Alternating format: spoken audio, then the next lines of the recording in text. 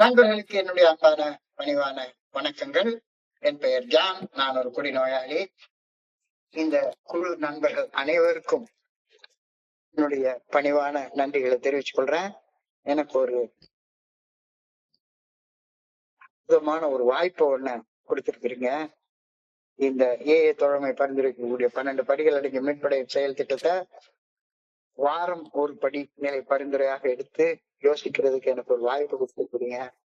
இந்த வாய்ப்பை வழங்கிய குழு நண்பர்கள் அனைவருக்கும் என்னுடைய பணிவான நன்றிகளை தெரிவித்துக் கொள்றேன். இப்போ வந்திருக்கிற எல்லாருக்கும் என்னுடைய பணிவான நன்றிகளை தெரிவிச்சுள்றேன். போன வாரம் 1 மணி நேரம் பகிர்வு முதல் படி பத்தி நாம போன வாரம் பார்த்தோம்.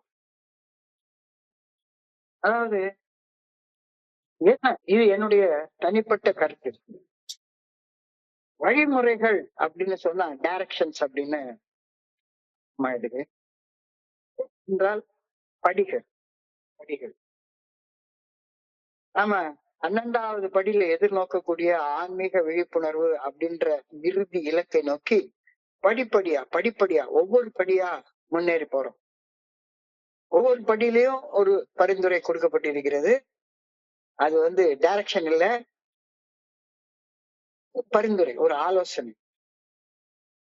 நான் என்னுடைய முழு விருப்பத்தோட அந்த ஒரு படியில பரிந்துரைக்கப்பட்ட பரிந்துரைய என்னுடைய முழு மனசோட முழு விருப்பத்தோட நான் செயலாற்றி முடிக்கிற நேரத்துல ஆட்டோமேட்டிக்கா அடுத்த படிக்கு ஏறிடும். அப்படி பாக்குறப்ப முதல் படி பரிந்துரையில 100% செயல்பட்டதுக்கு அப்புறம் தான் 2வது படியில ஏற முடியும். படிப்படியாக நான் முன்னேற்றம். ஒரு படியில காலை எடுத்து வச்சிட்டோம்னா ஆட்டோமேட்டிக்கா கால் அடுத்த படிக்கு மேல ஏறும். ஒரு படியில செயல்பட்டு முடிச்சதுக்கு அப்புறம் அடுத்த படியில போவோம். அதுலயும் குறிப்பாக இந்த முதல் படி பரிந்துரைங்கிறது 100% ஸ்டெப் அப்படின்னு சொல்றாங்க. 100% ஸ்டெப். 100% முதல் படிநிலை பரிந்துரைப்படி செயல்படலைன்னா 2வது படிநிலையில ஏற முடியாது அப்படின்ற கருத்து மூத்த நண்பர்களால வலியுறுத்தி சொல்லப்படுகிறது. ஃபர்ஸ்ட் ஸ்டெப்ல 100% 100% முழுமையாக எந்த வகையான சந்தேகத்துக்கும் இடமில்லாமல் என்ன நான் ஒரு குடிநோயாளி அப்படின்னு ஒப்புக்கொண்டதற்கு அப்புறம் தான் அந்த 2வது படியில அடியெடுத்து வைக்கவே முடியும். போன வாரம் பார்த்ததுல உள்ள ஒரு சுருக்கத்தை ஒரு நிமிடத்துல பார்ப்போம். நாங்கள் மதுவின் முன் சக்தியற்று இருந்ததை ஒப்புக்கொண்டோம். அது உடல் அளவிலான ஒரு ஒவ்வாமைய,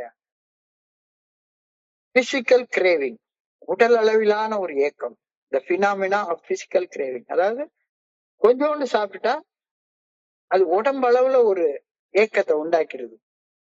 திரும்ப திரும்ப திரும்ப திரும்ப மேலும் மேலும் குடிக்கணும் அப்படின்ற ஒரு தூண்டுதலை உருவாக்கி தூண்டுதல் உடல் முழுக்க பரவி மூளையில உள்ள ஒரு பர்டிகுலர் ஏரியா, பர்டிகுலர் நியூரான் குடிக்கிற செயல் செய்யற வரைக்கும் என்னைய ஒரு மாதிரி பரிதாபமான ஒரு நிலைக்கு கொண்டு போயிருது. உடல் அளவிலான ஒரு ஏக்கம், இந்த பிசிக்கல் அலர்ஜி அப்படின்னு சொல்றோம். Physical allergy coupled with a mental obsession. Life had become unmanageable. குடிக்கணும் அப்படின்ற ஒரு எண்ணம்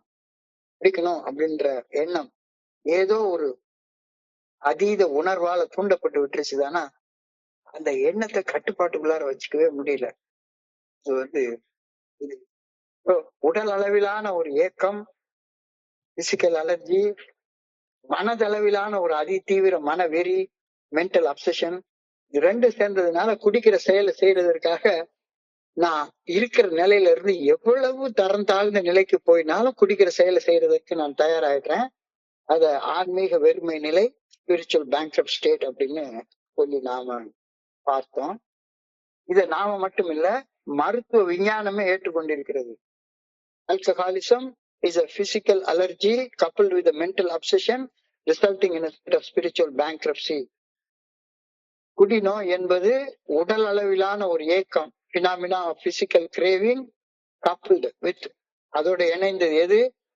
குடிக்காத இருக்கிற நேரத்திலேயே குடிக்கணும் குடிக்கணும் குடிக்கணும் அப்படின்ற அதிதீவிர மனவெறி இந்த உடல் அளவிலான இயக்கத்தாலையும் உடல் அளவிலான ஒவ்வாமையாலையும் மனதளவிலான அதிதீவிர மனவெறியாலையும் குடிக்கிற செயல் செய்யறதற்கு ஒரு குடிநோயாளி எந்த ஒரு அடிமட்டத்துக்கு போறதுக்கு ரெடியா இருக்கிறான். கடைசியில loss of all values of life, வாழ்க்கையில எந்த மதிப்புமே கிடையாது. குடிக்கணும் அப்படின்ற ஒரு எண்ணத்தை தவிர வேற எண்ணமே ஒரு குடிநோயாளிக்கு இருக்கவே இருக்காது. இந்த நிலைக்கு போயிடுறான். இந்த நிலைய ஒப்புக்கொள்றது, அதுவும் கொஞ்சம் நஞ்சம் இல்ல, 100% ஒப்புக்கொள்றேன். இல்ல எனக்கு கொஞ்சம் டவுட் இருக்கு, நான் இன்னும் அவ்வளவு அளவுக்கு எல்லாம் கீழே இறங்கல, இன்னும் கொஞ்சம் சான்சஸ் இருக்கு, கட்டுப்படுத்தி என்னால குடிச்சிட முடியும் அப்படின்ற லேசா 99% குடிநோயாளி தான் 1% இருக்கு அப்படின்னு சொன்னா 1% என்னாலையும் கட்டுப்படுத்தி குடிக்க முடியும் அப்படின்னு நினைச்சிருந்தா என்ன நீ ஒப்புக்கொள்ள முதல் பரிந்துரையில செயல்படல அப்படின்னு அர்த்தமாயிடும். நான் 99% ஒப்புக்கொள்றேன், 1% டவுட்டா இருக்கு அப்படின்னா ஒரு பால்ல ஒரே ஒரு சொட்டு விஷம் தானே போட்டிருக்கேன். அப்போ விஷத்தை எவ்வளவு பாலாலையும் விஷத்துடைய தன்மையை நீக்க முடியாது. ஆனா ஒரு குடம் பால்லையும் ஒரு துளி விஷத்தை கலந்துட்டா அந்த ஒரு குடம் பாலையும் அந்த ஒரு துளி விஷமாக்கிடும். இந்த கருத்தை தான் முதல் படிநிலை பரிந்துரையில நாம 100% ஒப்புக்கொள்றோம். சோ முதல் படிநிலை பரிந்துரையில் 100% செயல்பட்டதுக்கு அப்புறம் தான் இந்த 2வது படியில நம்ம அடி எடுத்து வைக்க முடியும். எனக்கு சக்தி இல்லை என்று ஒப்புக்கொள்வதை 100% நாம சொல்லணும்.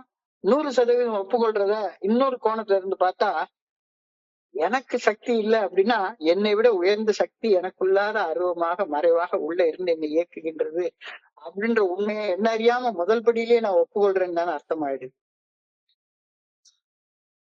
எனக்கு சக்தி இல்லைன்னு ஒப்புக்கொள்றத இன்னொரு கோணத்துல இருந்து பாருங்களேன். எனக்கு முடியல, உடம்புக்கு சக்தி இல்ல, மனசுக்கு சக்தி இல்ல அப்படின்னு ஒப்புக்கொள்றதுன்னா, எனக்கு சக்தி இல்லை அப்படின்னு சொன்னா இன்னும் நான் உயிரோட இருக்கேன் அப்படின்னா எனக்குள்ளார அருவமாக மறைவாக ஒரு ஆற்றல், ஒரு சக்தி உள்ள இருந்து என்னை இயக்குகின்றது அப்படின்ற உண்மைய 1வது படியிலே நான் ஒப்புக்கொள்றேன். உண்மைய ஏற்றுக்கொள்ளணும், உண்மையை ஒப்புக்கொள்ளணும். நான் 99% ஏற்றுக்கொள்றேன், ஒரே 1% மட்டும் சந்தேகித்துக் கொள்றேன் அப்படின்னு அர்த்தம் சொன்னா அது பொருளற்றது. அது அது அது அது பைத்தியக்காரத்தனமான சிந்தனை. உண்மை என்பது முழுமையாக பரிபூரணமாக ஏற்றுக்கொள்ளப்பட வேண்டியது. என்னுடைய உடலையும் என்னுடைய மனதையும் இயக்குவது அந்த உடல் மன சக்திகளை விட மிக மிக உயர்ந்த ஒரு சக்தி என்ற உண்மையை நான் ஏற்றுக்கொள்றேன், ஒப்புக்கொள்றேன். எதுல? முதல் படியிலே ஒப்புக்கொள்றேன். எனக்கு சக்தி இல்லைன்னு ஒப்புக்கொள்ற நேரத்திலேயே அத இன்னொரு கோணத்துல இருந்து பார்த்தா எனக்கு சக்தி இல்லைங்கிறது நெகட்டிவ் ஸ்டேட்மெண்ட். ஆனா எனக்கு சக்தி இல்ல, ஆனா இன்னும் நான் உயிரோட இருக்கேன் அப்படின்னா எனக்குள்ளார உயிராக ஆற்றலாக என்னை விட உயர்ந்த ஒரு சக்தி இருந்துதான் என்னை இயக்கி கொண்டிருக்கிறது. இல்லாட்டி போனா என்னுடைய உடம்பு மனம் செத்துல போயிருந்திருக்கணும். இப்போ இந்த கருத்தை உண்மையை ஒப்புக்கொள்றது, உண்மையை ஏற்றுக்கொள்றது முதல் படியிலே செஞ்சிடறோம். அப்ப 2வது படியில நம்பிக்கைன்னா என்ன? நம்பிக்கைன்னா என்ன? இதுதான் $1,000,000 கொஸ்டின் என்ன பொறுத்தளவுல. எனக்கு சின்ன வயசுல இருந்து சேர்ற வரைக்கும் நம்பிக்கை அப்படின்னாலே கடவுளை நம்பணும், கடவுளை நம்பணும், கடவுளை நம்பணும். அதை தவிர வேற சிந்தனையே வந்தது கிடையாது. நான் நம்பிக்கை அப்படின்னாலே கடவுள் நம்பிக்கையை பத்தி மட்டும்தான் நினைச்சுக்கிட்டு இருக்கேனே ஒழிஞ்சு நம்பிக்கைன்னா என்னன்னு எனக்கு முழுமையான புரிதல், முழுமையான ஒரு வரவே இல்லை. இப்ப இந்த நேரத்துல என்னுடைய குருஜிக்கு நான் அளவணங்கி அவர் பாதத்தை தொட்டு நன்றி சொல்லுகிறேன். என்னுடைய ஹோல் தாட் ப்ராசஸையே வெறும் ஒரு 5 நிமிஷத்துல மாத்திட்டாரு. 5 நிமிஷத்துல நான் ஒரு நாஸ்திகன், இறை மறுப்பாளன், அதனால நான் கடவுளை நம்ப மாட்டேன் அப்படின்னு நினைச்சிட்டு இருந்தேன். ஆனா அவர் ஒரே ஒரு கேள்வியை கேட்டு என்னுடைய ஹோல் தாட் ப்ராசஸையே, என்னுடைய சிந்தனையின் போக்கையே மாற்றி அமைச்சிட்டாரு. அவர் என்கிட்ட ஒரு கேள்வியை கேட்ட கேள்வி இன்னமும் ஞாபகத்துல இருக்கு. ஏன் நீ உயிரோட இருக்கியா? அவ்வளவுதான் கேள்வி. உலகத்துல இதை விட எளிமையான கேள்வி இருக்க முடியாது. நீ உயிரோட இருக்கியா? அவ்வளவுதான். Objective question, yes or no அப்படின்னு பதில் சொல்லணும். நான் கொஞ்ச நேரம் என்னடா கேக்குறாரு இவரு, எதுக்காக இதை கேக்குறாரு அப்படின்னு சொல்லி எனக்குள்ளார ஒரு பெரிய குழப்பம் வந்துச்சு. ஒரு பெரிய குழப்பம் வந்துச்சு. என்னது கேக்குறாரு, நீ உயிரோட இருக்கியான்னா என்ன? உடனே நான் கொஞ்ச நேரம் அப்படியே பதில் சொல்லாம இருக்கிறத பார்த்த உடனே சிரிச்சுட்டாரு அவரு. சிரிச்சுட்டு, ஏண்டா இவ்வளவு எளிமையான கேள்வி கூட பதில் சொல்ல தெரியலையா உனக்கு? நான் உயிரோட இருக்கியான்னு தானே கேட்டேன். ஒண்ணு ஆமான்னு சொல்லு, அல்லது இல்லைன்னு சொல்லு. ரெண்டுல ஒரு பதில் தானே சொல்லணும். இருக்கியா அப்படின்னு சொல்லி கேட்டா, ஆமா உயிரோட இருக்கேன்னு சொல்ல. ஒண்ணு நானும் சிரிச்சுட்டு, ஆமா உயிரோட இருக்கேன் அப்படின்னு. அப்ப அவர் கேட்டாரு, நீ உயிரோட இருக்கேன்னு சொல்றிய, ஏன் உயிரோட இருக்கேன் அப்படின்னு உயிரோட இருக்கேன்னு நம்புறேன் அப்படின்னு சொல்ல வேண்டியதானே அப்படின்னு சொல்லி கேட்டாரு. எனக்கு அவர் என்ன கேட்க வர்றாருன்னு புரியல. அவங்ககிட்ட இப்ப 2 கை இருக்கான்னு கேட்டா என்ன சொல்லுவ? ஆமா எனக்கு 2 கை இருக்குன்னு நம்புறேன் அப்படின்னு சொல்லுவியா? இருக்கு, எனக்கு 2 கால் இருக்கு, ஒரு தலை இருக்கு, தலையில முடி இருக்கு. இருக்கு. உண்மை இருக்கு அல்லது இல்ல அப்படின்னு தான் சொல்ல முடியும். உயிரோட இருக்கியா? ஆமா இருக்கேன், அவ்வளவுதான். உயிரோட இருக்கேன் நம்புறேன் அப்படின்னு சொல்றது ஒரு புத்தி சுவாதீனம் இல்லாதவன் சொல்லக்கூடிய ஒரு பதிலாகத்தான் இருக்கும். அப்ப அந்த கோணத்துல பார்த்தா கடவுள் இருக்காரா இல்லையா அப்படிங்கிற கேள்விக்கு என்ன பதில் சொல்றது? இல்லைன்னு பதில் சொல்ல முடியாது. நான் இருக்கேன். ஏன்னா எனக்குள்ளார உயிராக, ஆற்றலாக, ஆன்ம ஆற்றலாக இருக்கிறது கடவுள் தான். ஆனா நான் என்ன பண்ணிட்டு இருக்கேன்னா, எங்க அம்மா சொன்ன கடவுள் இல்ல அப்படின்னு சொல்றேன். எங்க பக்கத்து வீட்டுக்காரர் சொன்ன கடவுள் இல்ல அப்படின்னு சொல்றேன். அவங்க சொன்ன கடவுள நான் இல்ல அப்படின்னு சொல்றேனே ஒழிஞ்சு, யார் கடவுள்ன்ற கேள்விக்கும், கடவுள் இருக்காரா அப்படின்ற கேள்விக்கும் நிறைய வித்தியாசம் இருக்கு. நான் யார் கடவுள்ன்ற கேள்வியை தான் கேட்டுட்டே இருந்திருக்கிறேனே ஒழிஞ்சு, யார் கடவுள்னு சொன்னோடனே எங்க அம்மா எனக்கு ஜீசஸ் கிரைஸ்ட் கடவுள் அப்படின்னு சொன்னாங்கன்னா உடனே அவரு மனுஷன், யார் கடவுள்லாம் கிடையாது. அல்லாஹ் கடவுளா, புத்தர் கடவுளா, சிவன் கடவுளா, பிள்ளையார் கடவுளா, இது என்ன? அப்போ எனக்கு எவ்வளவு பெரிய இவங்கள நம்புறேன் அப்படின்னு சொல்றப்ப 99% ஏற்றுக்கொண்டு 1% சந்தேகம் இருக்கிறதுனாலதான் அவங்க நம்புறேன்ற வார்த்தையவே பயன்படுத்துறாங்க. உண்மை என்பது ஏற்றுக்கொள்ளப்பட வேண்டியது, உண்மை என்பது ஒப்புக்கொள்ளப்பட வேண்டியது. நான் 99% ஏத்துக்கிறேன், ஒரே 1% மட்டும் சந்தேகப்படுத்துகிறேன் அப்படின்னு சொன்னா என்ன அர்த்தம் இருக்க முடியும்? உண்மை என்பது முழுமையாக பரிபூரணமாக ஏற்றுக்கொள்ளப்பட வேண்டியது. என்னுடைய உடலையும் என்னுடைய மனதையும் இயக்குவது அந்த உடல் மன சக்திகளை விட மிக மிக மிக மிக உயர்ந்த ஒரு சக்தி அப்படின்ற உண்மையை நான் நம்புகிறேன் அப்படின்றது அபத்தமான கருத்து. அந்த உண்மையை நான் ஒப்புக்கொள்றேன், ஏற்றுக்கொள்றேன். அதை 1வது படியிலே செஞ்சுட்டேன். 1வது படியிலே செஞ்சுட்டேன். எனக்கு சக்தி இல்லை அப்படின்ற ஒரு வார்த்தையை சொல்ற நேரத்திலேயே எனக்குள்ளார அருவமாக மறைவாக ஒரு சக்தி இருந்து என்னை இயக்குகின்றது அப்படின்ற உண்மையை 1வது படியிலே நான் ஏற்றுக்கொண்டுட்டேன். இப்ப அதனாலதான் அதை 1வது படி 100% பரிந்துரைன்னு சொல்றாங்க. அதை முழுமையாக பரிபூர்ணமாக பூர்ணமாக நான் செய்து முடிக்க வேண்டியது.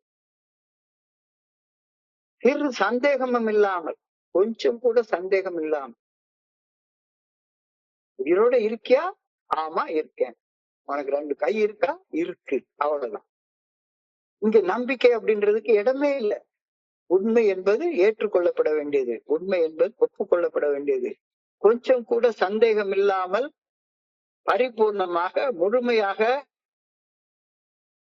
கடவுளுடைய இருத்தலை நான் ஏற்றுக்கொள்கின்றேன். கடவுள் யாருங்கிறது கேள்வி அடுத்த கேள்வி.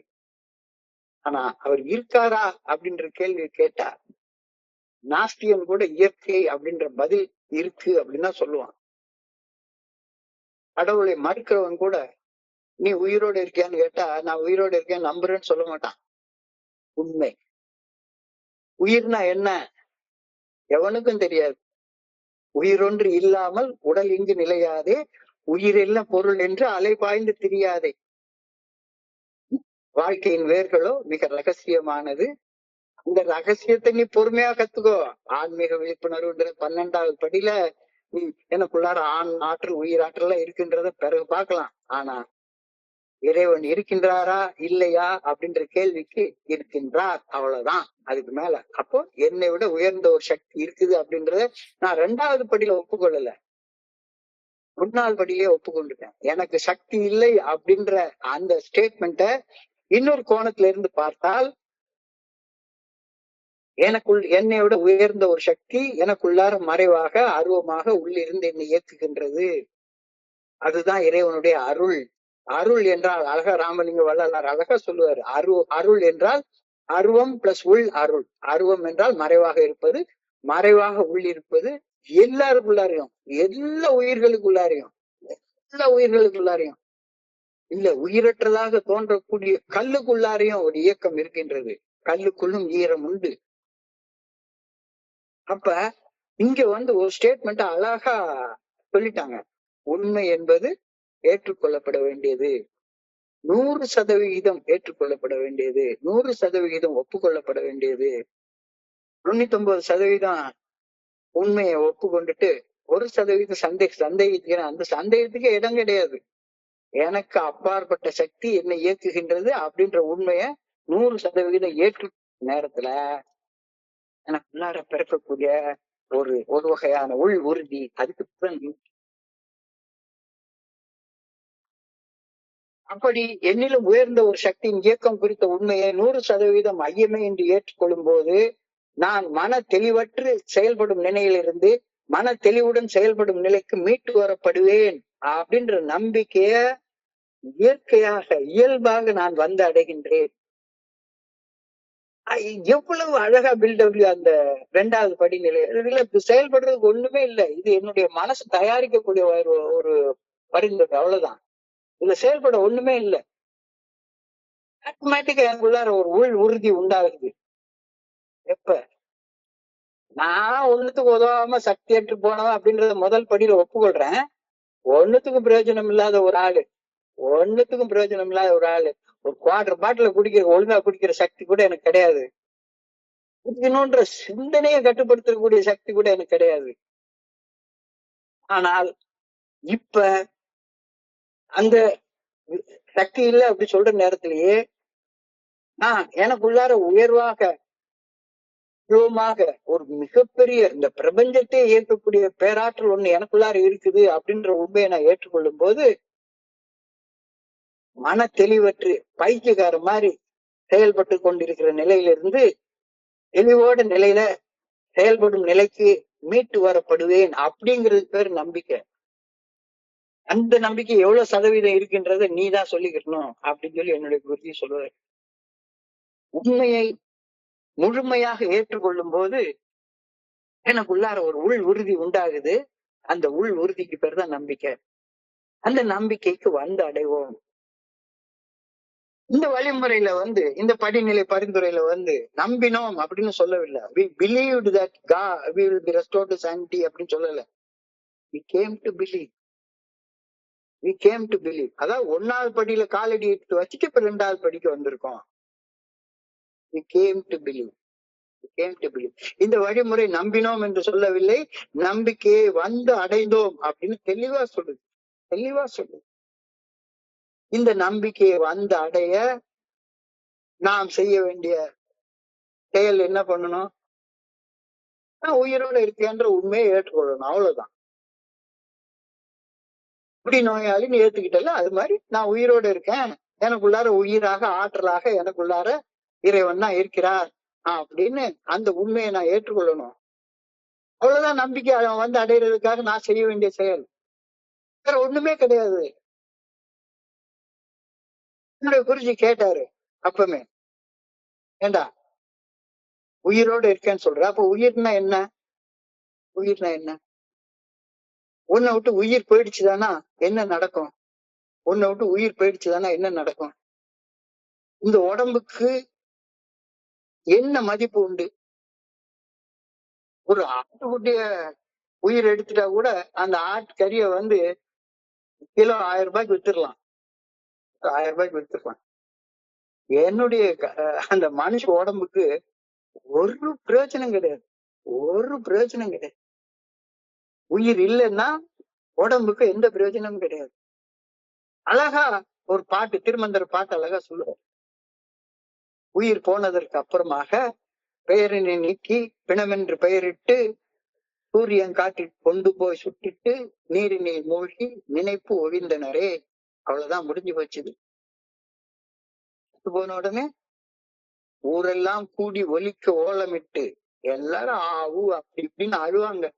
ஊரெல்லாம் கூடி ஒலிக்க ஓலமிட்டு பெயரினை நீக்கி பிணமென்று பெயரிட்டு சூரியன் காட்டிலே கொண்டு போய் சுட்டிட்டு நீரினில் மூழ்கி நினைப்பு ஒழிந்தனரே. என்னுடைய பணத்தை எடுக்கிறதுக்கு ஒரு 5-6 மணி நேரம் ஆனா அழுதுகிட்டே இருப்பாங்க.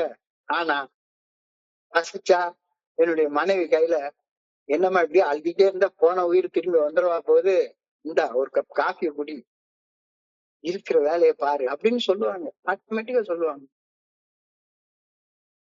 பெயர் நினைக்கு பிணம் என்று பெயரிட்டு சூரியன் காட்டிடை கொண்டு போய் சுட்டிட்டு நீரினில் மூழ்கி நினைப்பு ஒளிந்தனரே. போயிட்டு வந்த உடனே தலைக்கு குளிச்சிருவாங்க. அவ்வளவுதான், நினைப்பு போயிடும். போக போக போயிடும். ஸோ உயிர் ஒண்ணு இருக்கு, அந்த உயிர் ஒண்ணு இருக்கு, அந்த உயிர் ஒண்ணு இருக்கு அப்படின்றத ஏற்றுக்கொள்ளும் போது எனக்குள்ளார உயிராக இந்த பிரபஞ்சத்தை இயக்கக்கூடிய பேராற்றல் இருக்கின்றது அப்படின்ற உண்மையை நாம ஏற்றுக்கொள்றப்ப ஒரு உறுதியான நம்பிக்கை வருது. பார்த்தீங்களா? அந்த நம்பிக்கை தான் இனிமேல நான் வாழ போற காலத்தை, இனிமேல ஒரு வாழ போற காலத்தை ஒளிமயமாக பிரகாசமாக வாழ்வேன் அப்படின்றதுதான் நம்பிக்கை. இந்த நம்பிக்கை எத்தனை சதவீதம் இருக்குன்றது ரைட் வச்சுக்கோ. 50% ஒளிமயமா வாழ்வேன்னு இருக்கு, 50% இல்ல அப்படின்னா 50-50. எனக்கு வர்ற நேரத்துல 0% நம்பிக்கை. செத்து போயிடணும், இருந்து குடிச்சு குடிச்சு செத்து போயிடணும், எதிர்காலம்னு ஒண்ணு இல்லவே இல்ல, இருட்டா இருக்கு, ஒண்ணுமே இல்ல. அந்த நம்பிக்கையில தான் ஏஏ ஃபெலோஷிப்ல வந்து நான் இணைஞ்சேன். ஆனா இந்த ஒரு முறையில 1வது படி நிலையில நான் சக்தியற்றவன், வாழ்க்கைய கட்டுப்பாட்டோட நடத்த எனக்கு சக்தி கிடையாது அப்படின்ற உண்மையை ஒப்புக்கொள்றப்ப ஆட்டோமேட்டிக்கா இல்ல, ஆனா நான் உயிரோட இருக்கேன், அப்படின்னா எனக்கும் அப்பாற்பட்ட ஒரு சக்தி எனக்குள்ளார இருக்குது அப்படின்றத 1வது படியே ஒப்புக்கொண்டுறேன். உண்மையை ஒப்புக்கொண்டுறேன். உண்மையை ஒப்புக்கொள்ளும் போது கிடைக்கக்கூடிய உள் உறுதிக்கு பேரு தான் நம்பிக்கை அப்படின்னு சொல்றாங்க. இப்ப இங்க கடவுள் எங்க வந்தாரு? கடவுள்ன்ற கான்செப்டே இங்க வரவே இல்லையே. அப்போ நான் என்ன நினைச்சிட்டு இருக்கேன், கடவுளை நம்பணும், கடவுளை நம்பணும், கடவுளை நம்பணும் அப்படின்னு தான். கடவுளை நம்புறதுக்கு 1000 புஸ்தகத்தை படிச்சு தேடி எங்கடா கடவுளை எப்படி நம்ப வர்றது? அப்போ என்னுடைய குருஜி தான் சொல்லி கொடுத்தாரு, கடவுளை நம்பணும்னு நீ 1000 வருஷம் தேடி பார்த்தாலும் சரிதான், உனக்கு கடவுள் வந்து கண் முன்னால வந்து காட்சி கொடுக்கவே மாட்டாரு. ஆனால் நீ உயிரோடு இருக்க அப்படின்ற உண்மையை நீ ஏற்றுக்கொள்ளும் போது உயிராக உனக்குள்ளார இருக்கிறது இறைவன் தான் அப்படின்ற உணர்வை நோக்கி ஒரு படி மேல எடுத்து வைக்க முடியும். நம்பிக்கை வரும். என்னாலையும் இனி வாழ போற எஞ்சிய நாட்களை மன தெளிவோட வாழ முடியும் அப்படின்னு நம்பிக்கை வரும். அப்ப நம்பினோம் அப்படின்றத நம்பிக்கைக்கு வந்து அடைந்தோம், நம்பிக்கையை வந்து அடைந்தோம் அப்படின்னு இந்த 2வது படி தெளிவாக சொல்கிறது. நம்பிக்கை வந்து அடைகிறதுக்கு செய்ய வேண்டிய செயல் என்ன? என்னை விட உயர்ந்த ஒரு சக்தியின் இயக்கத்தை 100% சந்தேகமே இல்லாம ஏற்றுக்கொள்ளுதல். அவ்வளவுதான். ஏற்றுக்கொண்டா நம்பிக்கை வந்துடும். ஏற்றுக்கொள்ளலைன்னா நம்பிக்கை வராது. நீ வந்து என்ன சொல்ற, இது கடவுளு, இது கடவுளு, இது கடவுளு, இதுக்குள்ளாரதான் கடவுள் இருக்காரு. என்னுடைய அம்மா கூட்டி கொண்டே காட்டுவாங்க கோயில்ல, அந்த பாடுபட்ட சுருவம் இருக்கு, சிலுவையில் அடிபட்ட சுருவம் இருக்கு, அவர் தான் கடவுள் அப்படின்னா, கடவுளை யாரோ ஒரு மனுஷன் தானமா செஞ்சான் அப்படின்னு சொல்லுவேன். இந்த மேரி மாதா சுருவம், இந்த சுருவத்தை தொட்டு வணங்கிக்கோ, கடவுள் அங்கதான் இருக்காருன்னா இந்த உடைஞ்சு போயிருமாமா. எனக்கு சந்தேகம் தான் வந்தது. சந்தேகம் தான் வந்தது. ஆனா எல்லாத்தையும் கடந்து எல்லாத்தையும் கடந்து எல்லா இயக்கத்தையும் கடந்து ஆர்வமாக எல்லாத்துக்கும் உள்ளாரையும் இருந்து இயக்கக்கூடிய ஒரு பிரபஞ்ச இயக்க பேராற்றல், இறையருட் பேராற்றல் ஒண்ணு இருக்கு அப்படின்ற உண்மையை ஏற்றுக்கொள்ற நேரத்துல தானா நெஞ்சு நிமிருது. அப்ப என்னிலும் உயர்ந்த சக்தியின் இயக்கத்தை எனக்குள்ளார இயக்கம் இருந்து கொண்டிருக்கிறது அப்படின்றது 100% ஏற்றுக்கொள்ளும் போது நான் வந்தடையக்கூடிய நிலை, மனநிலை, அதுக்கு பேர் நம்பிக்கை. இனி வாழ போறதுனால பிரகாசமா இருக்கும், ஒளிமயமா இருக்கும் அப்படின்ற நம்பிக்கை நான் வந்து அடையிறேன். இந்த 2வது படி செயல்பாடு முதல் படி செயல்பாட்டு நீட்டிப்பு அப்படின்றது ஏதாவது சந்தேகம் இருக்கா? அதனாலதான் இதை வழிமுறைன்னு நான் சொல்லல. This is this is step 12 step recovery programme. Step என்றால் படி. படினா ஒவ்வொரு படியாக படிப்படியாக ஏறுறது. முதல் படியில ஏறாம 2வது படிக்கு ஏற முடியாது. 2வது படிக்கு ஏறாம 3வது படிக்கு ஏற முடியாது. படிப்படியா ஏறலன்னா 12வது படி செயல்பாட்டுக்கு நீ போகவே முடியாது. இது படிப்படியான செயல்பாடு. இது வழிமுறைனா இங்கிலீஷ்ல என்ன சொல்றது? டைரக்ஷன்ஸ் தானே. Command, direction. நான் சொல்ற வழி, இந்த வழியில போ. இல்ல, இது படி, பரிந்துரைக்கப்பட்ட பரிந்துரைகள், படிநிலைகள். ஒவ்வொன்றையும் முழு விருப்பத்தோட நான் தான் செய்யணும். அப்போ இந்த 2வது படியில நான் செய்ய வேண்டிய செயல் என்ன? முதல் படியில செய்த செயலை அப்படியே நீட்டிச்சு கொண்டு போறது, அவ்வளவுதான். என்னிலும் உயர்ந்த சக்தியின் இயக்கத்தை, எனக்கு சக்தி இல்லைன்னு ஒப்புக்கொள்ற நேரத்திலே என்னிலும் உயர்ந்த சக்தியின் இயக்கத்தை 100% எனக்குள்ளார ஒப்புக்கொள்றேன். இப்ப என்ன நானே சில கேள்விகள் கேட்டுக்கிறேன். எந்த அளவு இறையருட் பேராற்றலின் இருத்தல் குறித்த உண்மையை நான் ஏற்றுக்கிறேன்? இன்னமும் சந்தேகம் இருக்கா? இன்னமும் சந்தேகம் இருக்கா? நீ அந்த சக்திக்கு பேரு என்ன வேணா பேர் வச்சுக்கோ. ஜீசஸ்ன்னு சொல்லிக்கோ, அல்லான்னு சொல்லிக்கோ, புத்தர்னு சொல்லிக்கோ, சிவன் சொல்லிக்கோ, பிள்ளையார்னு சொல்லிக்கோ, அல்லது கம்யூனிஸ்ட் தான் சொல்ல மாதிரி இயற்கைன்னு சொல்லிக்கோ. என்ன வேணாலும் பேர் வச்சுக்கோ. ஆனா இல்லைன்னு சொல்ல, இல்லைன்னு சொன்னா உன்னால எதிர்காலத்தை பிரகாசமா வாழ முடியும் அப்படின்ற நம்பிக்கை வரவே வராது. இருட்டுக்குள்ளார உட்காந்து உன் பாட்டுக்கு பாட்டிலுக்கு மேல பாட்டிலா குடிச்சிட்டு சந்தேகத்தோட வாழ்ந்து கொண்டிருப்பேன். எந்த அளவு இறையருட் பேராற்றலின் இருத்தல் குறித்த உண்மையை நான் ஏற்றுக்கொண்டிருக்கேன்னு உனக்கு நீயே கேட்டுக்கோ. எந்த அளவு மனத்தெளிவுடன் வாழ்வேன் அப்படின்ற நம்பிக்கை வந்து அடைந்துள்ளோம், உனக்கு நீயே கேட்டுக்கோ. ஆழமாக யோசிச்சு பாரு.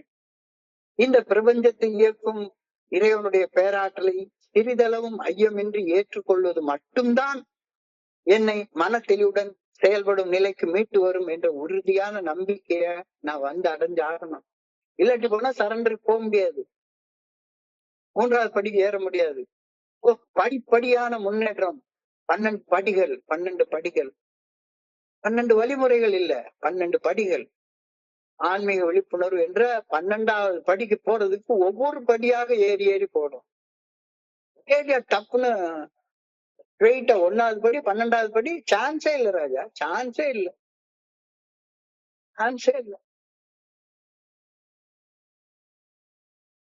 என்னுடைய மன தெளிவற்ற சிந்தனைகளையும் முரண்பட்ட பேச்சுகளையும் நிதானமற்ற நடத்தைகளையும் என்னாலையும் மாற்றிக்கொள்ள முடியும். மாற்றிக்கொண்டு ஒளிமயமான பிரகாசமான வாழ்க்கைக்குள்ளார போக முடியும் அப்படின்ற நம்பிக்கைய வந்து அடையணும்னா, அந்த நம்பிக்கை வந்து அடையிறதற்கு என்னுடைய உடம்ப மனசை வச்சு அதை அடைய முடியாது. என்னுடைய உடம்பையும் மனசையும் கடந்து உள்ள இருக்கக்கூடிய கடவுள் கடவுள் கடவுள் கடவுள் கடந்து உள்ள போ. அங்கு இந்த பிரபஞ்சத்தை இயக்கக்கூடிய சக்தியின் இருப்பிடமாக என்னுடைய ஆள் மனம் இருக்கின்றது. ஆற்றல் களம் அப்படின்னு சொல்லுவாங்க. என்னுடைய வெளி மனம், என்னுடைய உள் மனம், என்னுடைய ஆள் மனம். என்னுடைய ஆள் மனதுல ஆற்றல் களம் உள்ள எல்லாம் இருக்கு. அப்ப என்னுடைய வெளி மனதிற்கும் உள் மனதிற்கும் லிமிட்டடான சக்தி தான் இருக்கு. நிலையற்ற சக்தி எனக்குள்ளார உயிராக, ஆன்மாவாக, ஆற்றலாக இருக்கின்றது. இந்த கான்செப்ட என்னுடைய குருஜி தான் எனக்கு சொல்லி கொடுத்தாரு. இப்ப இந்த கான்செப்டின் அடிப்படையில பாக்குறப்பதான் இந்த நம்மளுடைய பில்டபிள்யூடைய அந்த எழுத்துக்கள் ரொம்ப முக்கியமாக சொல்லுது. கடவுளை பத்தி சொல்றப்ப நம்மை விட உயர்ந்த சக்தி அப்படின்ற வார்த்தையை தான் இந்த 2வது படியில பயன்படுத்துறாரு. கடவுள்னா யாருன்னு சொல்லவே இல்லை. கடவுள்னா யாருன்னு சொல்லவே இல்லை. நாங்கள் புரிந்து கொண்ட இறைவன். நாங்கள் புரிந்து கொண்ட இறைவன். நீங்க இங்கிலீஷ்ல உள்ள ஸ்டெப்ஸ்ல எல்லாம் பார்த்தோம்னா அத போல்டுல எழுதி அண்டர்லைன் பண்ணிருப்பாங்க. God as we understood him. இது 2 இடத்துல வரும். ஒண்ணு 3வது படியில வரும், இன்னொன்னு 11வது படியில வரும். நாங்கள் புரிந்து கொண்ட இறைவன் அப்படின்ற சொற்றொடர் ஏய தோழமையின் இலக்கியங்கள் அனைத்திலும் பயன்படுத்தப்பட்டுள்ள சொற்றொடர்கள் எல்லாவற்றையும் விட மிக முக்கியமான கருத்தை வெளிப்படுத்தும் ஒரு சொற்றொடராக கருதப்படுகின்றது. இங்க கடவுள் யார் அப்படின்றத புரிஞ்சு கொள்ள இன்ன கருத்து ஒண்ணு சொல்லவே இல்லை. கடவுளை நீ புரிஞ்சுக்கப்பா, கடவுளை நீ புரிஞ்சுக்கோ, இதுதான் கடவுள் அப்படின்னு ஏல சொல்லவே இல்லை. நாங்கள் புரிந்து கொண்ட இறைவன், இந்த 4 முக்கியமான வார்த்தைகள் உள்ளடக்கி இந்த சொற்றொடர்ல அனைத்து வகையான நம்பிக்கைகளும் உள்ளடக்கப்பட்டு விட்டன. இந்த வகையான நமக்கு சொந்தமான ஒரு நம்பிக்கையை நாமே தேர்வு செய்து கொள்ளலாம் அப்படின்ற உத்தரவாதத்தை இந்த ஏஏ ஃபெல்லோஷிப் நமக்கு கொடுக்குது. இந்த சொற்றொடருடன் ஒப்பிடுகையில் வேற எந்த இடத்துலயும் எனக்கு இந்த மாதிரியான ஒரு டெஃபினிஷன் கிடைக்கவே இல்லை. இதுதான் கடவுள், இத நீ நம்பணும், இத நீ நம்பணும் அப்படின்னு எல்லாருமே என்கிட்ட ஏதோ ஒரு நம்பிக்கைய என் மண்டைக்குள்ளார திணிக்க முயற்சி பண்ணாங்க. இங்க கடவுளை நீயே புரிஞ்சுக்கோ, நீயே புரிஞ்சுக்கோ, உன்னை விட ஒரு வலிமை பொருந்திய சக்தி இருக்கு அப்படின்ற உண்மையை மட்டும் ஏத்துக்கோ, போதும். நம்மை விட உயர்ந்ததொரு சக்தி இந்த சொற்றொடர் நான் புரிந்து கொண்ட இறைவன் இந்த சொற்றொடர் வேற எல்லா வகையா கடவுளுக்கு எத்தனையோ நாமங்கள், எத்தனையோ பெயர்கள் வச்சிருக்காங்க உலகத்துல. ஒவ்வொருத்தரும் ஒரு பேரை ஒரு நாமத்தை நம்பிக்கிட்டு உட்கார்ந்துருக்காங்க. அவங்க எல்லாம் நம்பட்டும். ஆனா ஏல எந்த பேரும் சொல்லல, எந்த நாமமும் சொல்லல, எந்த வடிவமும் சொல்லல. 1000 நாமங்கள், பல்கோடியோர் நாமங்கள் ஒரு உண்மை குலவென்று நான்மறை கூறிடுமே, ஆங்கோர் நாமத்தை நீர் உண்மையாய் கொள்வீர் என நான்மறை கண்டிலதே. வேடங்கள் பல்கோடியோர் உண்மை குல என்று வேதங்கள் கூறிடுமே, ஆங்கோர் வேடத்தை நீர் உண்மையாய் கொள்வீர் என வேதங்கள் கண்டிலதே. எங்கும் எல்லாவற்றிலும் உள்ள மறைஞ்சிருக்கக்கூடிய அந்த ஆற்றல் மண் புழுக்கிட்ட கூட இருக்கு. மண் புழு விட்டு உயிரற்றதாக தோண்டக்கூடிய கல்லுக்குள்ளார கூட என்ன இருக்கு? கண்ணுக்கு புலப்படாத காத்துல கூட oxygen, nitrogen, hydrogen, helium, carbon di oxide எத்தனையோ வாயுக்கள் இருக்குது. எல்லா வாயுக்கள்லயும் ஒரு ஒரு ஒரு ஆட்டம் இருக்கு. அந்த ஆட்டமுக்குள்ளார சப்பட்டாமிக் பார்ட்டிகள் இருக்கு. எலக்ட்ரான், நியூட்ரான், புரோட்டான் அப்படின்னு இருக்கு. இந்த 2 சப்பட்டாமிக் பார்ட்டிகளுக்கு இடையில என்ன இருக்கு? ஆற்றல் இருக்கு. எல்லாத்துக்குள்ளாரே கண்ணுக்கு தெரிகிறது, கண்ணுக்கு தெரியாதது எல்லாத்துக்குள்ளாரையும் அந்த நம்மை விட உயர்ந்த ஆற்றல் ஒண்ணு இருக்குது. அதுதான் உலகத்தையே இயக்கிட்டு இருக்கிறது, ஒன்னையும் இயக்கிட்டு இருக்கிறது.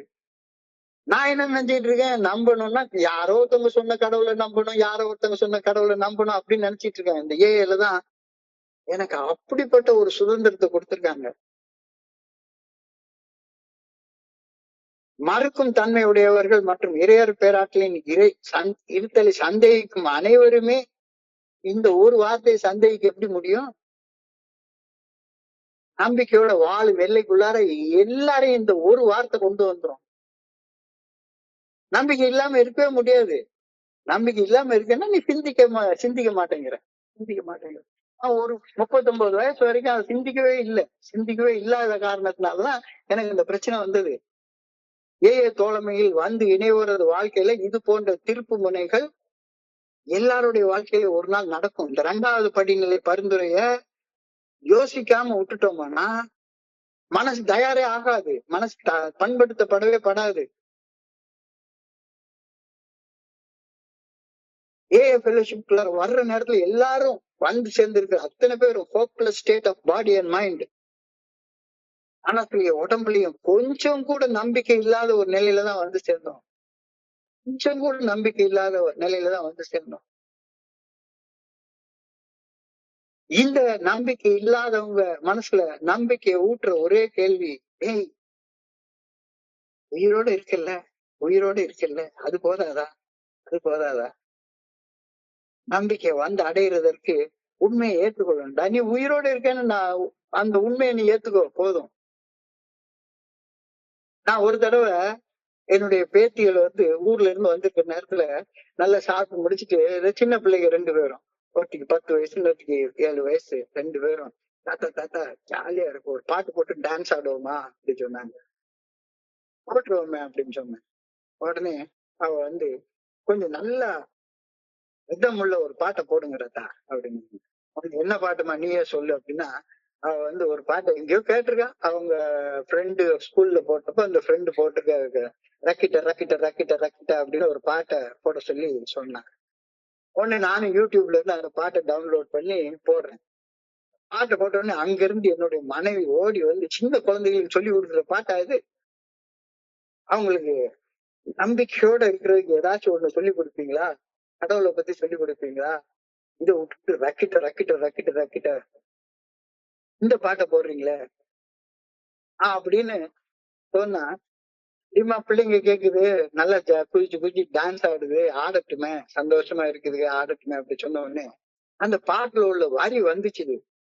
உண்மையிலேயே எந்த பாட்டை குத்து பாட்டுன்னு சொன்னாங்களோ அந்த பாட்டுல, என்ன வேணா நடக்கட்டும் நான் சந்தோஷமா இருப்பேன், உசுருக்கு வேற என்ன வேணும் உல்லாசமா இருப்பேன், ரக்கிட்ட ரக்கிட்ட ரக்கிட்ட ரக்கிட்டன்னு ஒரு ரிதம் போட்டு ரொம்ப பாட்டு.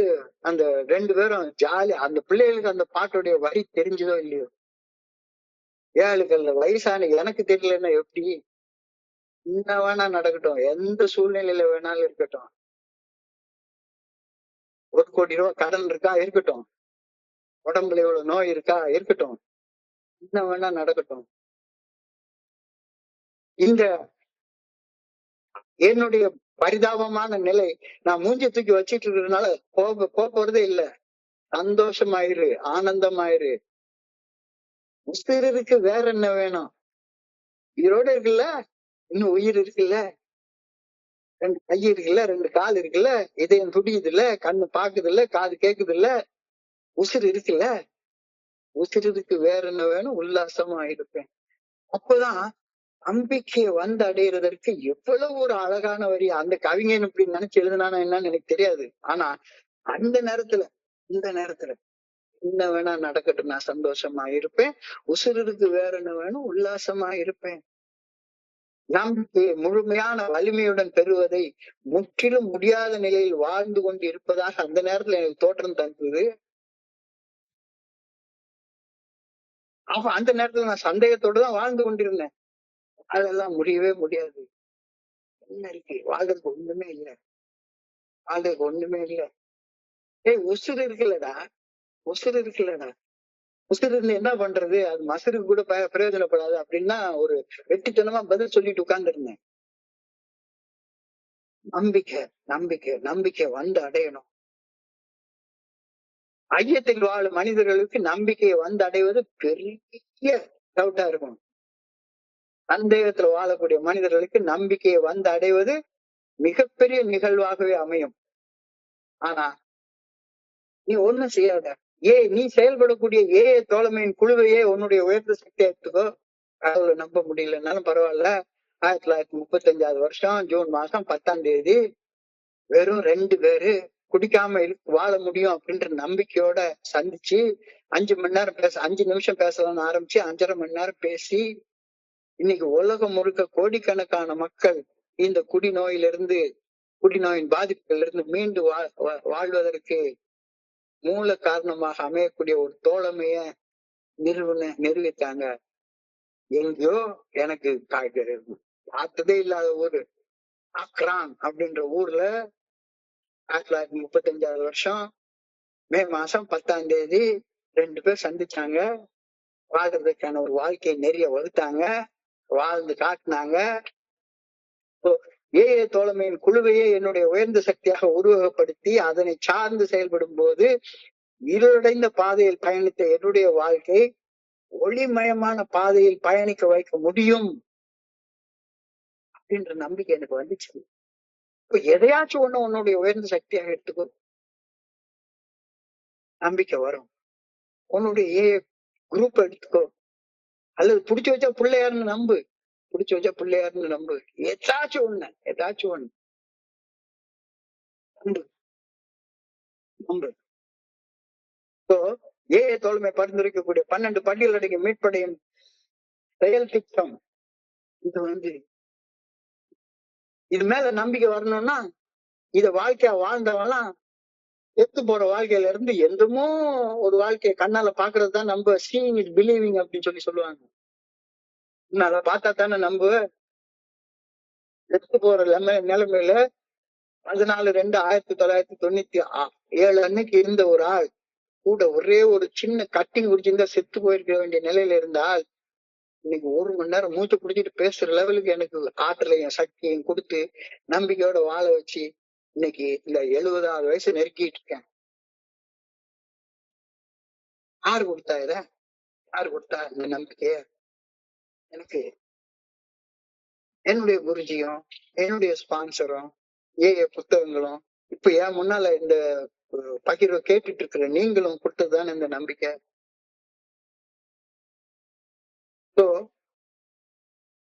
மன தெளிவுடன் வாழ முடியும் அப்படின்ற சாதாரண நம்பிக்கை போதும்.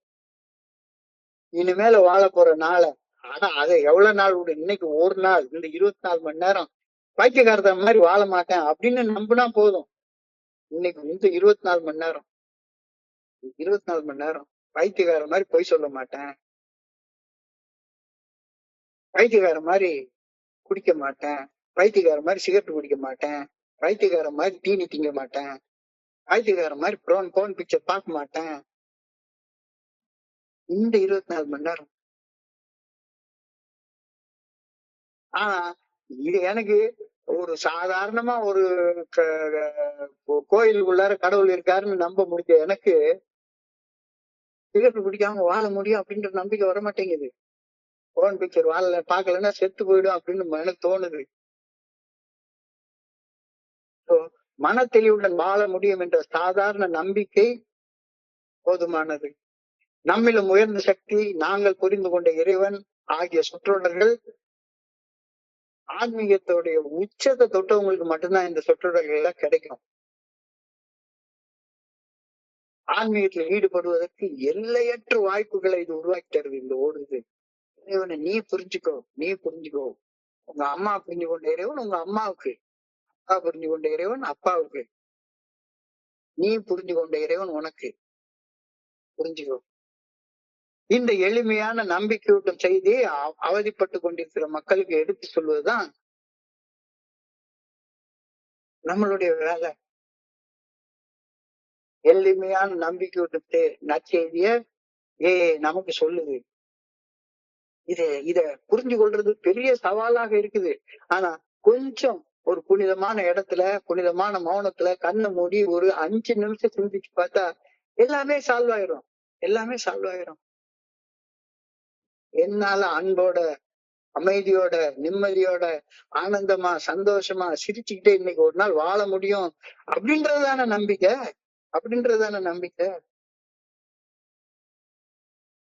இந்த நம்பிக்கையை எடுத்துட்டு போறது பொது சேவையின் அடிப்படை அம்சமாக பார்க்கப்படுகிறது.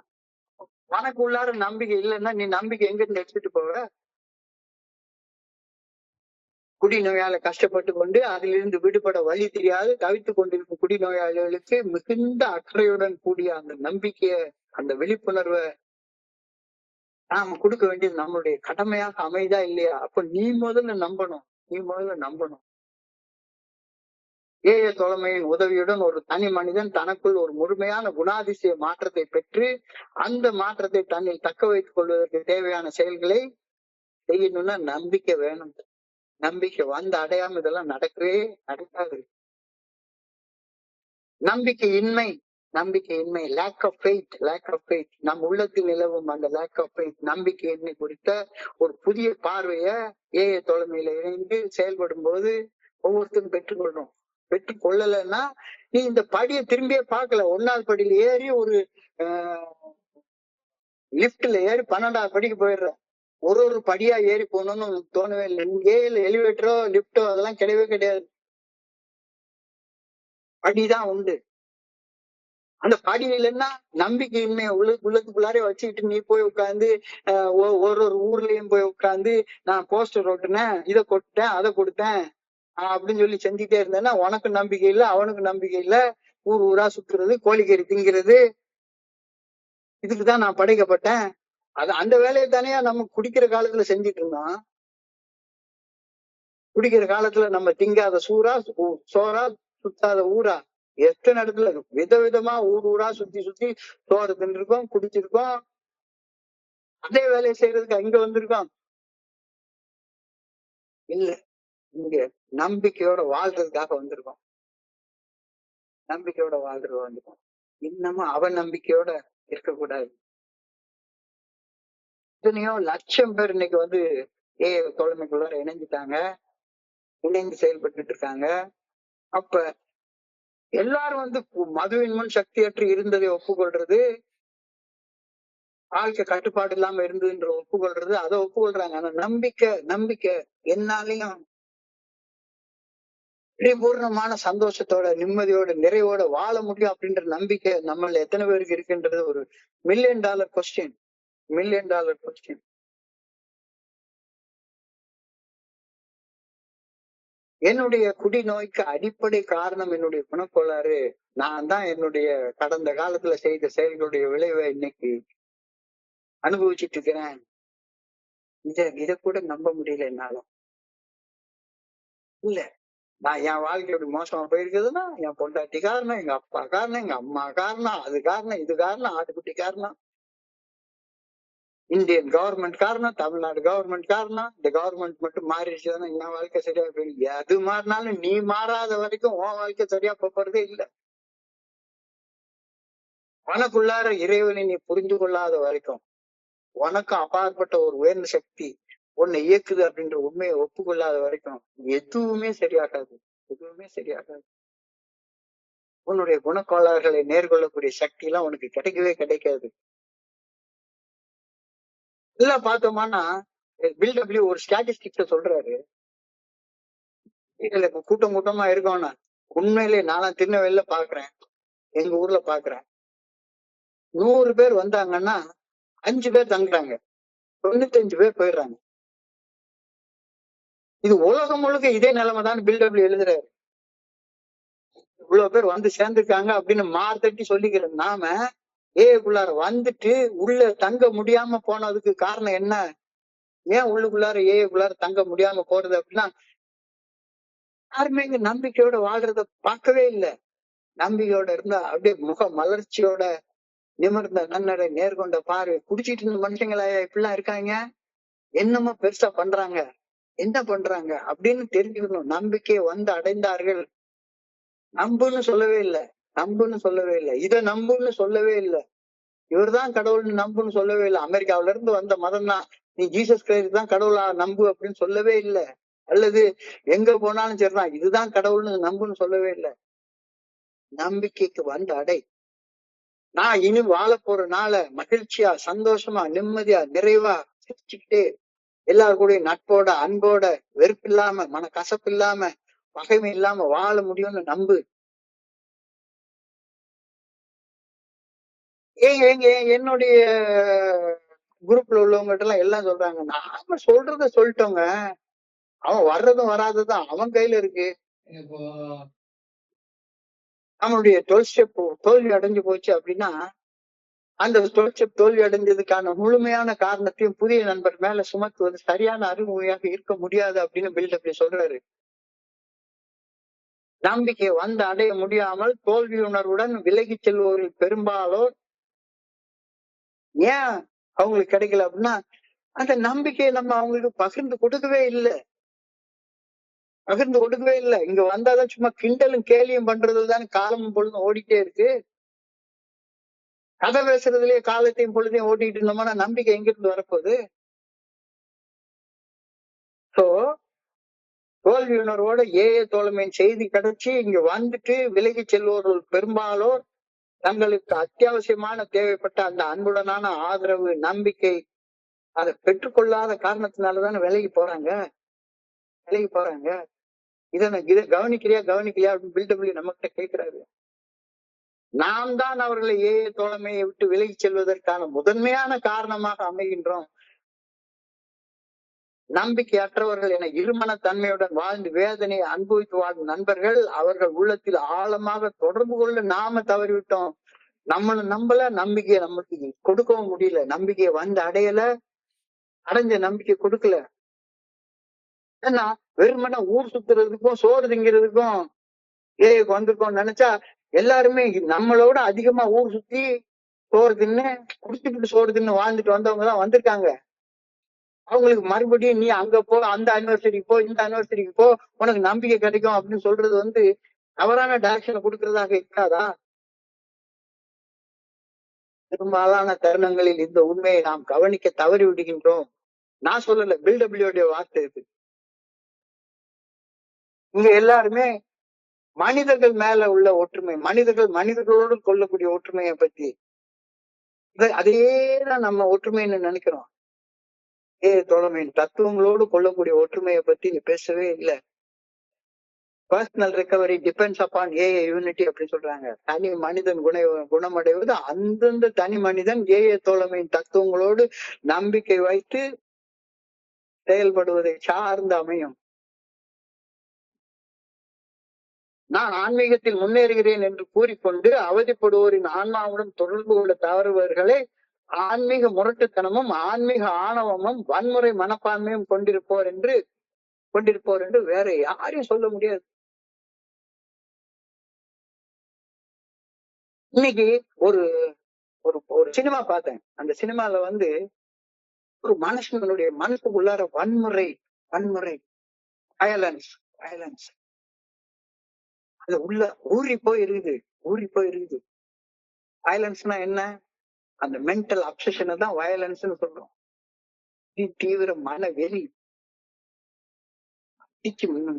மண்டை கண்டையெல்லாம் உடச்சி நான் இது பண்ணிடுவேன். ஆனா அந்த மனுஷனுக்குள்ளார அன்பு ஆதரவு அப்படின்னு உள்ள வர்ற நேரத்துல சின்ன குழந்தை மாதிரி ஆகுறான். ஆனா இந்த உலகம் என்ன பண்ணுது? மறுபடியும் அவனுக்குள்ளார வன்முறையை தான் தூண்டி விட்டுக்கிட்டே இருக்கு. நான் ஆன்மீகத்தில் முன்னேறுகிறேன் என்று கூறிக்கொண்டு அவதிப்படுவோருடைய ஆன்மாவுடைய இதயத்தின் மொழியில பேச தவறும் போது ஏஏ தோழமையில என்னுடைய ஆரம்ப நாட்கள் பெரும் பகுதியை நான் பாலடித்து விட்டிருந்தேன். யாரு? நான் சொல்லல, பில்டபிள்யூ சொல்றாரு.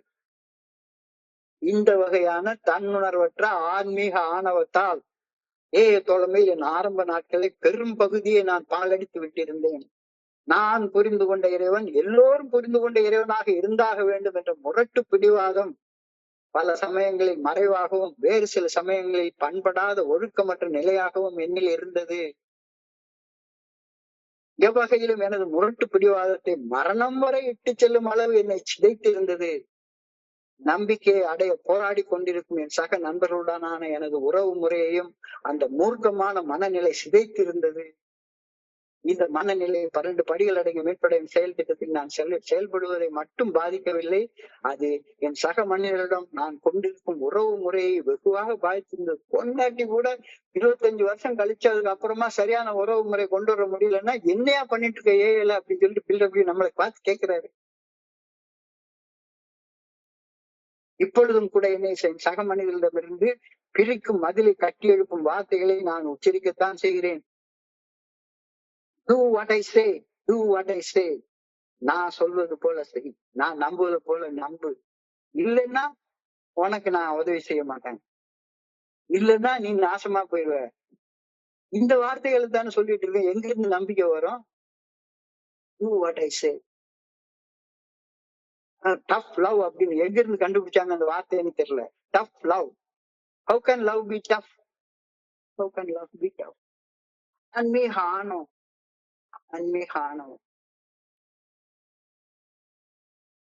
மீட்டிங்ல பாக்குறோம். நான் புரிஞ்சு கொண்டதுதான் 12 படிகள், நான் புரிஞ்சு கொண்டதுதான் எல்லாம். இங்க பகிர்தல்களே இல்ல. மனுஷனுடைய முகத்தை பார்த்த உடனே தெரியுது. நான் சொல்றபடி கேக்குறதா இருந்தா இரு, இல்லாட்டி பண்ண get out of the room.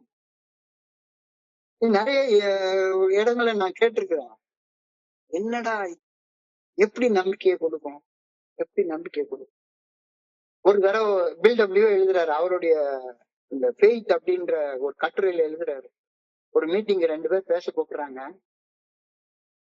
இவன் ரொம்ப சிறப்பா பேசுறாங்க. தியாலஜிய பத்தி பேசுறாங்க, எல்லாம் பேசுறாங்க.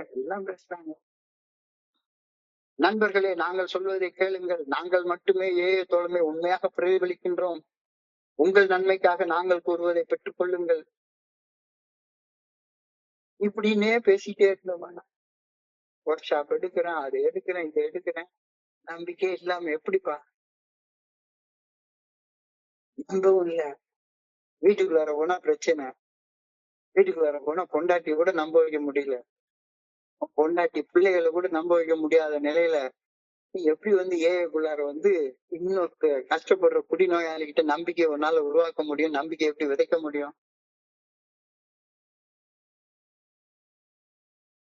நிச்சயமாக ஆன்மீக அரகன்ஸ், ஸ்பிரிச்சுவல் அரகன்ஸ் இருக்கக்கூடிய அரகன்ஸ்க்கு சம்பந்தமே கிடையாது. அரகன்ஸ் இருக்கக்கூடிய இடம் ஏஐ தோழமையாக இருக்க முடியாது.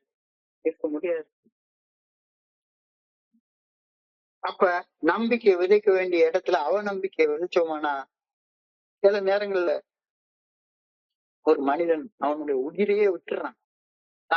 என்னுடைய இந்த 29 வருஷ காலத்துல கிட்டத்தட்ட 60 தற்கொலைகளை நான் பார்த்துட்டேன். 29 வருஷத்துல. இந்த திருநெல்வேலிக்கு கிட்டத்தட்ட 7 வருஷம் ஆகுது செட்டில் ஆகி. 7 வருஷத்துல 6 பேர் தற்கொலை பண்ணிருக்காங்க. அதுல ஒரு நண்பர்லாம் உண்மையிலேயே ஏன் என்னால வாழ முடியுன்ற நம்பிக்கை இல்ல அப்படின்னு என்கிட்ட சொல்றாரு. என்னப்பா ஆச்சு? இந்த மீட்டிங்ல எல்லாம் என்ன சார் மறுபடியும் உட்கார்ந்து அதையே கதையே பேசிட்டே இருந்தேன், நம்பிக்கையே வரமாட்டேங்க சார். இன்னும் வருஷங்கள் ஓடிட்டே இருக்கு. மீண்டும் ஒரு முறை மோசமான குடிநோய் பாதிப்புக்கு திரும்பி செல்ல ஒரு நியாயமான சமாதானத்தை எல்லாரும் மண்டைக்குள்ளார உருவாக்கி கொண்டே இருப்பாங்க. நாம வெறுமன குடிக்காம இருந்ததுனால மட்டும் பெருசா சாதிச்சிட்டோம் அப்படின்ற ஸ்பிரிச்சுவல் அரகன்ஸ் புதிய நண்பர்களுக்கு நம்பிக்கையை கொடுக்கவே கொடுக்காது. பிடபிள்யூ சொல்றாரு, நான் இந்த மாதிரி அரகண்டா இருந்த சில காரணத்தினால என்னால நம்பிக்கை ஒரு நண்பருக்கு கூட ஊட்ட முடியல.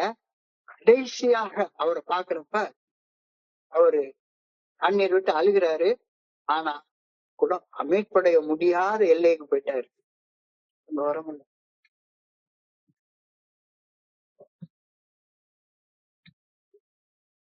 இறை நம்பிக்கை அற்றவர் என்று கருதி கொண்ட சில பேர் பிடபிள்யூ சொல்றாரு, என்னுடைய ஸ்பிரிச்சுவல் அரகன்ஸ இறை நம்பிக்கை அற்றவர்கள் அப்படின்னு சொல்லக்கூடிய மனிதர்கள் தான் எனக்கு கண்டுணர உதவினார்கள். ஒரு பெரிய டாக்டர், அவர் வர்றாரு, ஒரு பெரிய டாக்டர். அவர் கடவுள் மேல நம்பிக்கை வைக்கவே இல்லை. ஆனா பில்டபிள்யூ அவருடைய ஒயிட் கிளவுட் எக்ஸ்பீரியன்ஸ பத்தி பெருசா சொல்லிக்கிட்டே இருக்கிறாரு. கடவுளோட நான் நேர பார்த்தேன், கடவுளுடைய ஆவி என் மேல போச்சுது அப்படின்னு சொல்றத கேட்டுட்டே இருந்தோடனே அந்த மனுஷன் சாதாரண பாத்துட்டே இருந்திருக்கிறாரு. ரொம்ப அவருக்கு குடிநோய் இருக்கு, இது பண்ணிட்டு இருக்கிறாரு.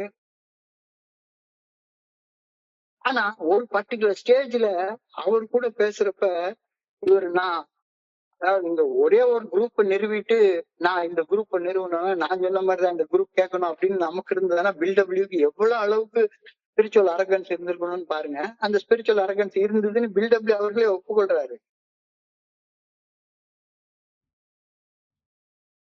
அவருக்கு இறை நம்பிக்கை இல்லாத ஆளுக்கு இறை நம்பிக்கை ஊட்டணும்னு நீ அதை பண்ணு, இதை பண்ணு, அந்த தியானத்துக்கு போ, இந்த தியானத்துக்கு போ, அதை பண்ணு, இதை பண்ணு.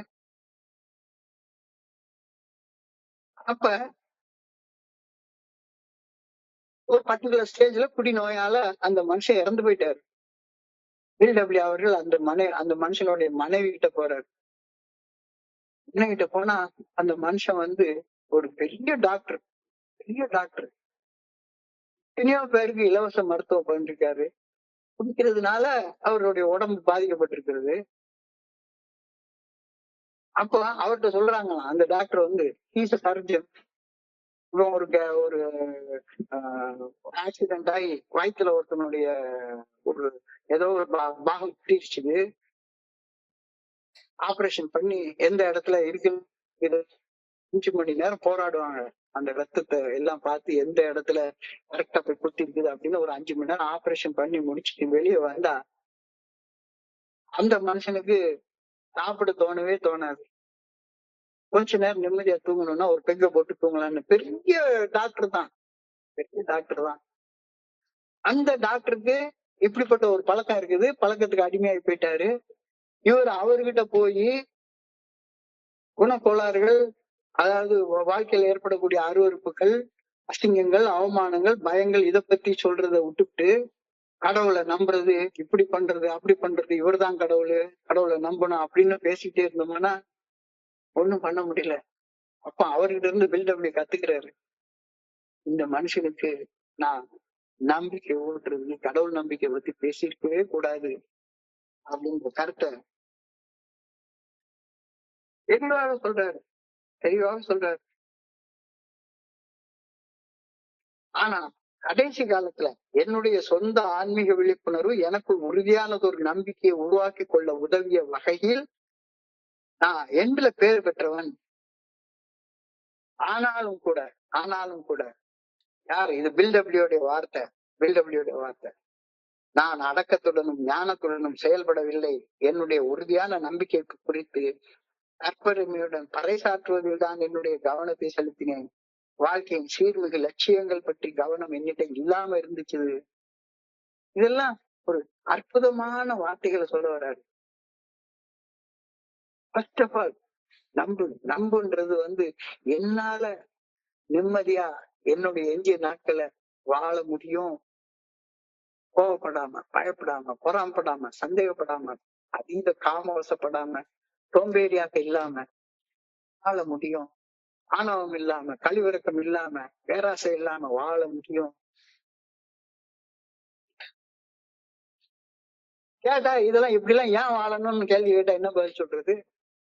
அதுதான் 1வது படியில பாரு, இப்படி எல்லாம் வாழ்ந்ததுனால மட்டும்தானே நீ அடிமட்டத்துக்கு மேல அடிமட்டத்தை தொட்டு வாழ்ந்து கொண்டிருந்த. நம்பிக்கை என்பது மிகப்பெரிய கொடை என்பதற்கும் மேலானது. நம்பிக்கையை அடைவது, அதனை நம்முடன் வாழும் சக மனிதர்களுடன் பகிர்ந்து கொள்வது நம்முடைய மிகப்பெரிய பொறுப்பு, மிகப்பெரிய பொறுப்பு. எனவே தோழமையில் இணைந்து செயல்படும் அனைவரும் நம்பிக்கை, இந்த குணத்தை தொடர்ந்து தேடணும். நம்பிக்கை என்ன கடவுள் நம்பிக்கை இல்ல, மன தெளிவுடன் வாழ முடியும் அப்படிங்கிற நம்பிக்கை. மன தெளிவுடன் வாழ முடியும் என்ற நம்பிக்கை அடைகிறது தான் ரொம்ப முக்கியமானது. மன தெளிவுடன் வாழ முடியும் அப்படின்றதுக்கு என்னுடைய மனசாலையும் என்னுடைய உடம்பு சக்தியாலே அது முடியாது. எனக்கு அப்பாற்பட்ட சக்தி ஒண்ணு நான் தேர்ந்தெடுக்கணும். அது என்ன? ஒவ்வொரு மனுஷனும் அந்த சக்தியை தேர்ந்தெடுத்துக்கணும். ஞானத்தை தொடர்ந்து தேடணும். கடவுளுடைய அனைத்து உன்னத கொடைகளும் எல்லாருக்கும் இறைவன் சமமாக தான் கொடுத்திருக்குது. இறைவன் எல்லாருக்கும் 24 மணி நேரம் தான். உனக்கு 24 மணி நேரம், இன்னொருத்தவங்க 48 மணி நேரம் எல்லாம் கிடையாது. எல்லாரும் பிறப்பு எல்லாருக்கும் ஒண்ணுதான். எல்லாருக்கும் ஒண்ணுதான். பிறப்பு நீ செய்யற தொழிலால வேறுபடும். நீ எப்படி செயல்படுறியோ அதை வச்சு வேறுபடும். சோ செயல்படுற விதத்தை மாத்திக்கோ. நம்பிக்கை தானா வரும், நம்பிக்கை தானா வரும். கடவுள் எனக்குள்ளார இருக்கிறார் அப்படின்ற அந்த உண்மையை ஏற்றுக்கொள்ளும் போது நம்பிக்கை தானா ஊற்றெடுத்து வரும். எதை பகிர்ந்து கொள்ளணும்? இதனாலே நம்ம நல்லா வாழ முடியும் அப்படின்ற நம்பிக்கையை தான் பகிர்ந்து வாழணும். அவன் நம்பிக்கை விட்டு பூட்டக்கூடிய விஷயங்களையோ, அடுத்தவங்களை டிஸ்கரேஜ் பண்ணக்கூடிய ஒரு வார்த்தையோ சொல்லவே கூடாது. இறையர் பேராற்றல் நம் கரங்களில் வழங்கியுள்ள முழுமையான கொடைகளை நம் சக மனிதர்களுடன் பகிர்ந்து வாழணும். என்னுடைய நம்பிக்கைய நிறைவாக பகிர்ந்து வாழணும். அப்ப எப்படி நம்பிக்கையை நான் அடைந்தாதானே அந்த நம்பிக்கையை பகிர்ந்து கொள்ள முடியும். I can never transmit what I don't possess. எனக்குள்ளார நம்பிக்கை இல்லைன்னா என்னுடைய ஒவ்வொரு வார்த்தையும் அவநம்பிக்கையை மட்டும்தான் விதைக்கும். ஒவ்வொரு இடத்துலயும் நான் பேசணும் அப்படின்ற ஆணவத்தையும் கர்வத்தையும் மட்டும்தான் விதைச்சுக்கிட்டு உட்கார்ந்துருக்கேன் நானு. இறைவன் நம் மீது வைத்துள்ள நிறைவான நம்பிக்கையை நிறைவு செய்யும் விருப்பத்தை பெற்றுக்கொண்டு அந்த நம்பிக்கையை எல்லாருக்கும் பகிர்ந்து கொடுத்து முழு மனதோடு வாழ நாம தீர்மானிக்கணும். படைத்த ஒவ்வொரு படைப்பின் மேலேயும் கடவுள் உறுதியான நம்பிக்கை வச்சிருக்கிறார். எஸ், நான் படைச்ச படைப்பு, படைப்பின் நோக்கத்தின்படி வாழணும். உதாரணம், மண்புழு கூட படைப்பின் நோக்கத்தை மீறுறதே கிடையாது, மனுஷனை தவிர. அப்போ படைப்பின் நோக்கத்தை மீறி செயல்படுறவன் வீணான துன்பங்களுக்கும் வீணான துயரங்களுக்கும் ஆளாகி தன்னைத்தானே அழிச்சு கொள்ளக்கூடிய நிலைமைக்கு இப்போ வாழ்ந்துட்டு இருக்கான். இந்த நிலைய 1வது படியில ஒப்புக்கொண்டுட்டேன்னா 2வது படியில அந்த நிலையில இருந்து மீண்டு வர முடியும் அப்படின்னு நம்பணும். இந்த நம்பிக்கை எப்படி வரும்? இறைவன் எனக்குள்ளார இருந்து செயலாற்றி கொண்டிருக்கிறார் அப்படின்ற நம்பிக்கைக்கு அப்படின்ற உண்மையை ஏற்றுக்கொண்டாதான் வரும். இந்த நம்பிக்கை வந்து அடைஞ்சதுக்கு அப்புறம் தான் அந்த நம்பிக்கையின் அடிப்படையில சமர்ப்பணம் செய்து செயல்படுவது எப்படி அப்படின்றத 3வது படியில பார்க்க முடியும். படிப்படியாக தான் ஏற முடியும். ஒரேடியா துள்ளி குதிச்சு எல்லாம் மேல போக முடியவே முடியாது. அதனாலதான் நான் மறுபடியும் சொல்றேன், 12 வழிமுறைகள் அப்படின்றது 12 டைரக்ஷன்ஸ் தான் எழுதியிருக்கணும். வழிமுறைகள்ன்றத ஆங்கிலத்துல இருந்து தமிழ்ல மொழிபெயர்க்கிற மாதிரி தமிழ்ல இருந்து ஆங்கிலத்துல மொழிபெயர்த்து பாருங்க. 12 வழிமுறைகள்னா என்ன அர்த்தம்? 12 directions. They are not 12 directions, they are 12 steps. படிப்படியா ஒரு படியில இன்னொரு படி. இப்ப இன்னைக்கு சிம்பிளான படிதான் சொல்லிருக்காங்க. எவ்வளவு 1 மணி நேரம் பேச வேண்டிய அவசியமே கிடையாது. முதல்ல பேசின 5 நிமிஷத்துலயே முடிஞ்சு போச்சு. என்ன 1வது படியில எனக்கு சக்தி இல்லைன்னு ஒப்புக்கொள்றத இன்னொரு கோணத்துல இருந்து பார்த்தா, எனக்கு அப்பாற்பட்ட ஒரு சக்தி எனக்குள்ளார இருக்கிறதாலதான் நான் உயிரோட இருக்கேன் அப்படின்றத 1வது படியில ஒப்புக்கொள்றேன். உண்மையை ஒப்புக்கொள்ளும் போது என்னை விட உயர்ந்த ஒரு சக்தி என்னை எனக்குள்ளார மறைவாக அருவமாக உள்ளிருந்து இயக்குகின்றது அப்படின்ற உண்மையை ஒப்புக்கொள்ளும் போது இயல்பாக இயற்கையாக இனி வாழ போற நாட்களை நான் நம்பிக்கையோட வாழ்வேன் அப்படின்ற நம்பிக்கையை நான் வந்து அடைகின்றேன். அந்த நம்பிக்கை அது இல்லைன்னா வாழவே முடியாது. அந்த நம்பிக்கையை பகிர்ந்து கொடுக்கறது தான் நம்மளுடைய வேலை. ரொம்ப அழகாக எளிமையான ஆனா மிக மிக ஆழமாக செய்ய வேண்டிய ஒரு படி இந்த 2வது படி. தயாரிப்பின் 3வது நிலை 3வது படியில அதை அடுத்த வாரம் நம்ம பார்ப்போம். இந்த வாரம் எனக்கு இந்த மிக அற்புதமான வாய்ப்பு வழங்கிய இந்த குழுவிற்கு என்னுடைய பணிவான நன்றிகளை தெரிவித்துக் கொள்றேன். பொறுமையாக கேட்ட ஒவ்வொரு நண்பருக்கும் என்னுடைய பணிவான நன்றிகளை தெரிவித்துக் கொள்றேன். இந்த இரவு பொழுது நண்பர்களுக்கு இனிமையான இரவாக அமைய இறைவனை நான் பணியோடு வேண்டிக் கொள்கின்றேன். நன்றி, நன்றி, நன்றி, நன்றி, நன்றி, நன்றி.